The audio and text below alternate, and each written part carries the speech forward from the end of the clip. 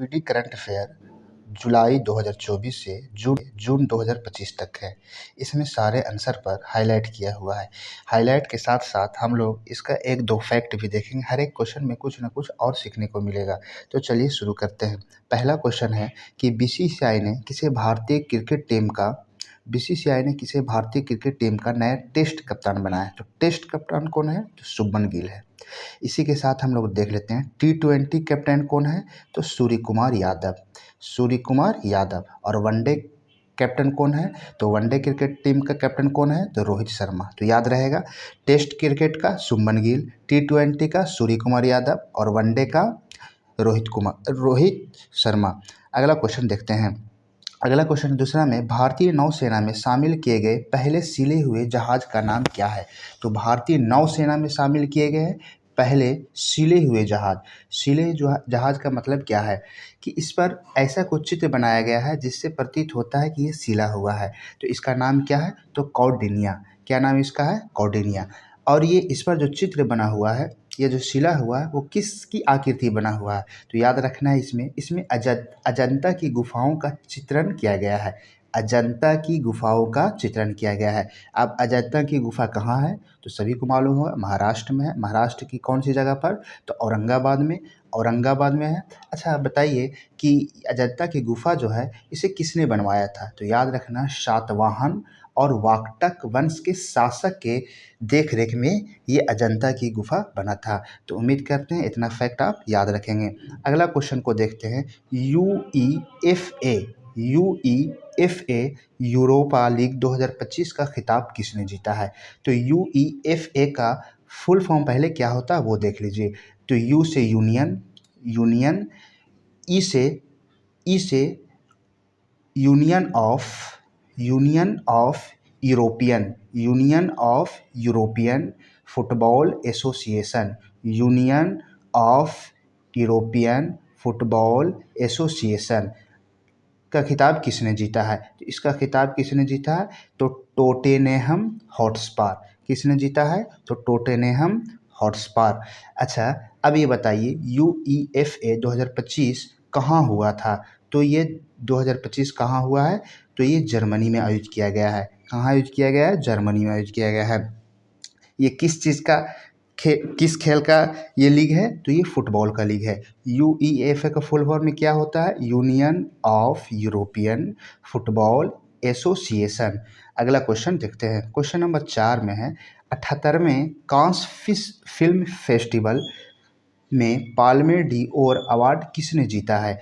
78वें Cannes film festival में Palme D ओर award किसने जीता है?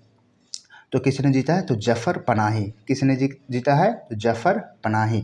किसके लिए दिया गया? ये इम्पोर्टेंट है। जफर पनाही जो है एक फिल्म निर्देशक है। इसे किसके लिए दिया गया है ये पाल्मे डी ओर अवार्ड? तो याद रखना, it was just an accident. It was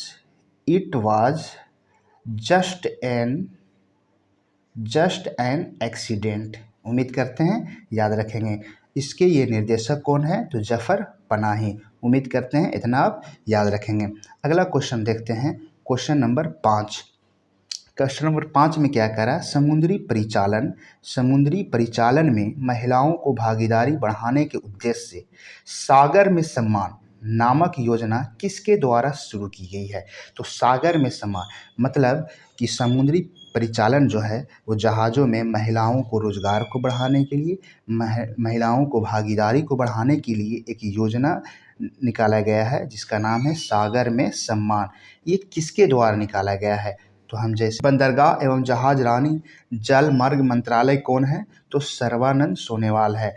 तो इन्होंने ही निकाला है। तो समुद्री परिचालन में महिलाओं को भागीदारी बढ़ाने के उद्देश्य से सागर में सम्मान योजना किसके द्वारा शुरू किया गया है? तो सर्बानंद सोनोवाल कौन से मंत्री है? तो जहाज रानी एवं जल मार्ग मंत्रालय इनके पास है।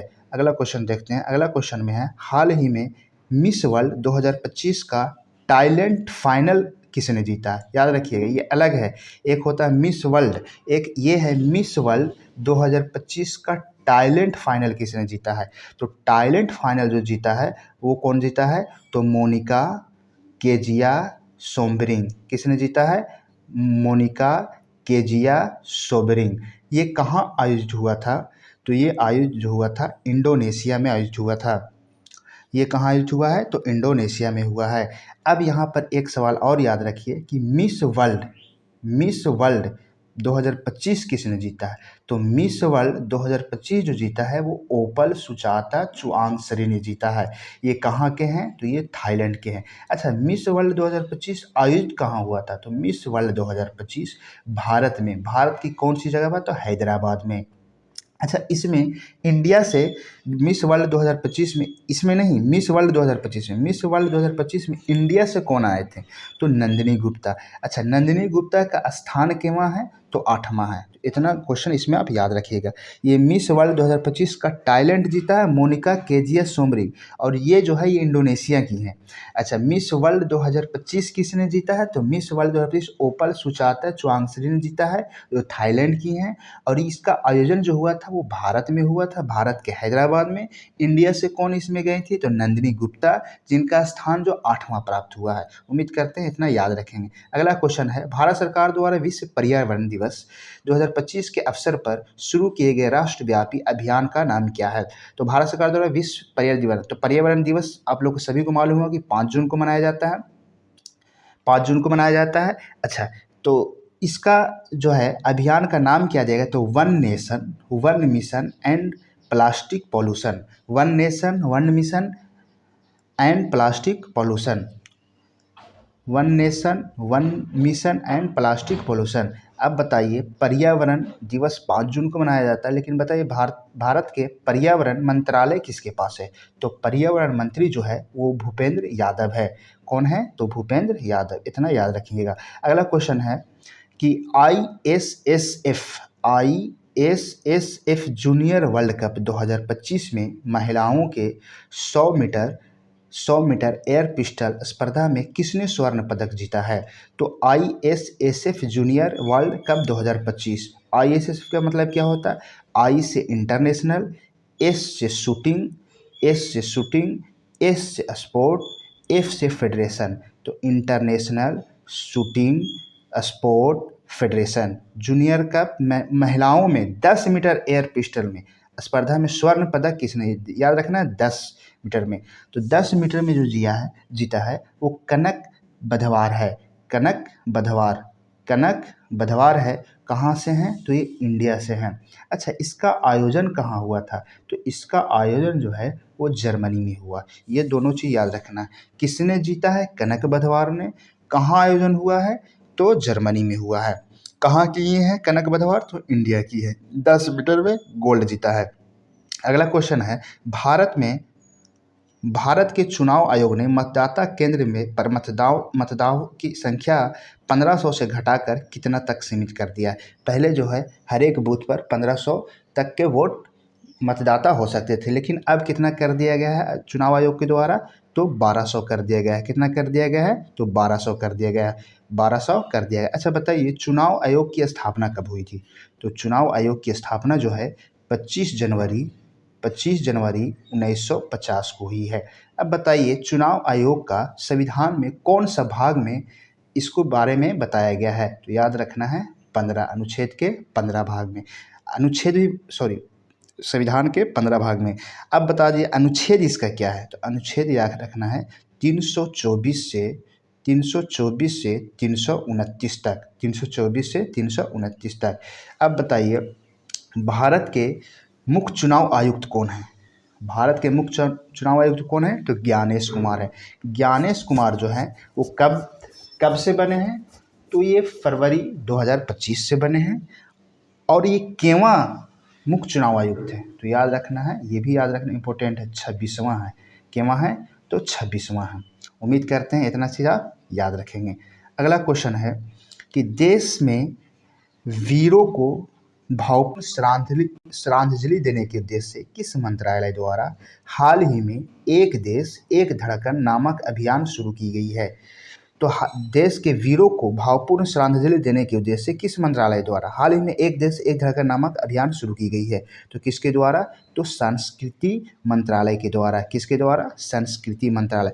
बताइए संस्कृति मंत्री कौन है? तो याद रखना प्रहलाद सिंह पाटिल।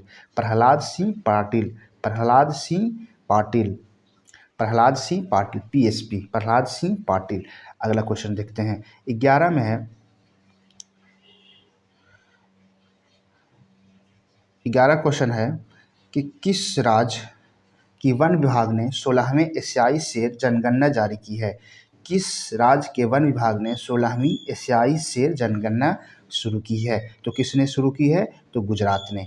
किसने शुरू की है? गुजरात। सबसे ज़्यादा एशियाई शेर कहाँ है? तो सबसे ज़्यादा एशियाई शेर जो है वो गिर की जंगल में पाया जाता है। गिर की जंगल कहाँ है? तो सभी को मालूम हो गिर की जंगल गुजरात में है। तो शेर की जनगणना किसने शुरू की है? गुजरात में। अगला क्वेश्चन है कि 24वें हिंद महासागर रिम एसोसिएशन की बैठक कहाँ हुई है? 24वें हिंद महासागर में रिम एसोसिएशन की बैठक कहाँ हुई है? तो देखते हैं इसका आंसर क्या होगा। तो श्रीलंका में। आंसर क्या है इसका? श्रीलंका में। अब बताइए हिंद महासागर रिम एसोसिएशन क्यों बनाया गया है? तो हिंद महासागर रिम एसोसिएशन जो है वो हिंद महासागर के चारों साइड जो देश है उसमें आर्थिक सहयोग को बढ़ावा देने के लिए हिंद महासागर रिम एसोसिएशन बनाया गया है। हिंद महासागर रिम एसोसिएशन बनाया गया है। अच्छा, इसमें हिंद महासागर रिम एसोसिएशन की इसके बारे में भी याद रख सकते हैं कि इसकी स्थापना कब हुई थी? तो इसकी स्थापना हिंद रिम एसोसिएशन की स्थापना 1997 में हुई थी। इसकी हेड क्वार्टर जो है वो मॉरिशस में है। ये भी याद रख सकते हैं इसके हेड क्वार्टर कहाँ है? मॉरिशस में है। और इसमें 23 देश आते हैं। इसमें कितने देश आते हैं? तो 23 देश आते हैं। किसमें? तो हिंद महासागर रिम एसोसिएशन में। चलिए अगला क्वेश्चन को देखते हैं। टेस्ट क्रिकेट में सबसे तेज 13,000 रन बनाने वाले खिलाड़ी कौन है? टेस्ट क्रिकेट में सबसे तेज 13,000 रन बनाने वाले खिलाड़ी कौन है? टेस्ट क्रिकेट में याद रखना है। तो जो रूट। जो रूट बताइए जो रूट कहाँ के खिलाड़ी है? तो जो रूट इंग्लैंड के खिलाड़ी है। कहाँ के खिलाड़ी है? तो इंग्लैंड के खिलाड़ी है। अगला क्वेश्चन है किस देश ने गोल्डन डोम नामक मिसाइल रक्षा कवच बनाने की घोषणा की है? किस देश ने गोल्डन डोम नामक मिसाइल रक्षा कवच बनाने की घोषणा की है? तो किसने की है? तो अमेरिका ने की है। किसने की है? तो अमेरिका की है। अमेरिका के राष्ट्रपति कौन है? अभी हाल ही में चुनाव हुआ जिसमें राष्ट्रपति कौन बने हैं? तो सभी को मालूम होगा डोनाल्ड ट्रंप। डोनाल्ड ट्रंप बताइए वो अमेरिका के केवां राष्ट्रपति है? ये इम्पोर्टेंट क्वेश्चन है। तो 47वें राष्ट्रपति है डोनाल्ड ट्रंप। अगला क्वेश्चन है कि एक समझौते के तहत ब्रिटेन ने मॉरिशस को कौन सा द्वीप समूह लौटा दिए हैं? कह रहा है कि एक समझौते के तहत ब्रिटेन के मॉरिशस को कौन सा द्वीप लौटा दिए? ब्रिटेन ने मॉरिशस को कौन सा द्वीप जो है वो लौटा दिए हैं? तो याद रखना है इंपॉर्टेंट क्वेश्चन है चौगोस द्वीप। कौन सा द्वीप? चौगोस द्वीप। ब्रिटेन ने मॉरिशस को लौटा दिए हैं। अब देखिए ये चौगोस द्वीप जो है ये पहले फ्रांस के था। किसका था चौगोस द्वीप? पहले फ्रांस का था। लेकिन 1814 में 1814 में इंग्लैंड को दे दिया और ये इंग्लैंड के पास 2024 तक रहा। इंग्लैंड के पास कब तक रहा? 2024 तक रहा। लेकिन 2024 में इंग्लैंड ने ये चौगोस द्वीप को किसके हवाले कर दिया है? तो मॉरिशस को हवाले कर दिया। तो याद रखना है कि चौगोस द्वीप 1814 तक जो है उस पर फ्रांस का कब्जा था, लेकिन 1814 में फ्रांस ने इंग्लैंड को दे दिया और 2024 में जो है इंग्लैंड किसे दे दिया है? तो वो मॉरिशस को दे दिया है। अगला क्वेश्चन है कि भारत के पहले एआई आधारित गैर इनोवेसिव रक्त परीक्षण के उपकरण को किस शहर में लॉन्च किया गया है? मतलब अब जो ब्लड चेक होगा वो एआई के द्वारा होगा। तो ये कौन से शहर में इसकी स्थापना या लॉन्च किया गया है? तो हैदराबाद में। कहाँ? तो हैदराबाद में। अच्छा, इसी में और बताइए भारत का पहला एआई शहर कौन है? तो याद रखना है भारत का पहला एआई शहर जो है वो लखनऊ है। कौन सा है? तो लखनऊ है। भारत का पहला AI शहर कौन है? लखनऊ है। अच्छा बताइए, भारत का पहला AI यूनिवर्सिटी कौन सा बनेगा? यूनिवर्सिटी कहाँ बनेगा? भारत का पहला AI यूनिवर्सिटी कहाँ बनेगा? तो मुंबई में बनेगा। तो शहर लखनऊ और यूनिवर्सिटी कहाँ बनेगा? तो मुंबई में बनेगा। अगला क्वेश्चन है कि किस देश की महिला क्रिकेटर कैथरीन ब्राइस ने अप्रैल 2025 के लिए ICC player of the month का सम्मान जीता? ये इतना इम्पोर्टेंट नहीं है, लेकिन याद रखना ये स्कॉटलैंड की हैं। अगला क्वेश्चन है कि संसद में उत्कृष्ट योगदान के आधार पर कितने सांसद को संसद रत्न पुरस्कार 2025 से सम्मानित किए जाने की घोषणा की है? तो कितने संसद को? तो 17 को। कितने संसद को? तो 17 को। अब देखिए यहाँ पर न्यू संसद बना, जैसे आप लोग को मालूम होगा कि ये न्यू संसद जो है ये कब से उद्घाटन हुआ था न्यू संसद भवन का? तो 28 मई 2023 को न्यू संसद भवन का उद्घाटन हुआ था। इसमें अब जो लोकसभा है और राज्यसभा जो पुराने संसद में है, उसमें लोकसभा और राज्यसभा के सीटों की जो संख्या थी वो कम थी, मतलब उसमें बैठने की। लेकिन नए संसद भवन में लोकसभा एवं राज्यसभा की सीटों की संख्या को बढ़ा दिया गया है, बैठने की जगह को। अब लोकसभा में जो है वो 888 सदस्य बैठ सकते हैं फ्यूचर में, और राज्यसभा में जो है वो 384 सदस्य बैठ सकते हैं। तो पूछता है डायरेक्ट क्वेश्चन कि लोकसभा में नए संसद भवन में लोकसभा में कितने सीटें बैठ सकते, कितने संसद बैठ सकते हैं? तो 888 और राज्यसभा में 384। टोटल अगर जोड़ा जाए तो टोटल हो जाएगा इसका 1272। टोटल 1272 सीट अब नए संसद भवन में बैठ सकते हैं। तो एक इम्पोर्टेंट चीज़ यहाँ पर बताते हैं कि लोकसभा में जो है वो 420 नंबर की जो सीटें होती हैं उसके जगह पर 420 नहीं लिखा जाता है, बल्कि उसके जगह पर 419A लिखा जाता है।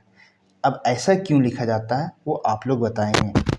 अगला क्वेश्चन है क्वेश्चन संख्या 19। नक्सली गतिविधियों को रोकने और नक्सलवाद को खत्म करने के लिए हाल ही में किस राज्य की पुलिस और CRPF द्वारा संयुक्त रूप से ऑपरेशन ब्लैक फॉरेस्ट अभियान चलाया गया है? तो किसने चलाया है? तो छत्तीसगढ़ ने चलाया है। किसने चलाया है? छत्तीसगढ़। बताइए छत्तीसगढ़ के CM कौन है, मतलब मुख्यमंत्री कौन है? तो विष्णुदेव साय। कौन है? विष्णुदेव साय। छत्तीसगढ़ की राजधानी क्या है? सभी को मालूम होगा, रायपुर है। अगला क्वेश्चन है कि विश्व स्वास्थ्य सभा WHA वर्ल्ड हेल्थ एसोसिएशन का 78वां सत्र कहाँ आयोजित किया गया है?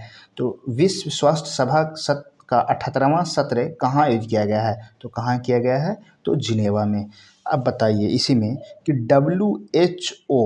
WHO की स्थापना कब की गई थी? सभी को मालूम होगा, 7 अप्रैल 1948। 7 अप्रैल 1948। WHO का मुख्यालय कहाँ है?